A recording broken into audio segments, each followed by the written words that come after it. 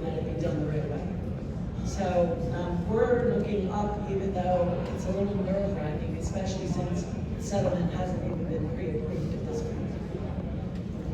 Chris Powell, College Coach Live.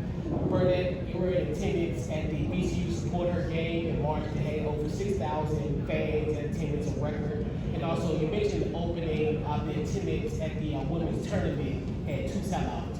What was your thoughts on the growth of women's basketball and then the future of women's basketball in the conference? I just, as a former scholarship women's basketball student athlete who played at the University of North Carolina and also a former coach, I coached at Georgia Tech.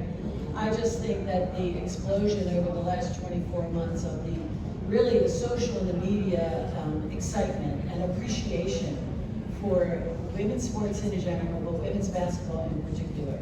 The coaches that we have in that sport, the student athletes that we have in that sport, they're tremendous. They are talented, they're skilled, they're smart, they're competitive, they can get darn right, feisty with each other, and I think that that's critically important. I always put kind of a footnote when I get that question in the last year, that it's not an overnight phenomenon.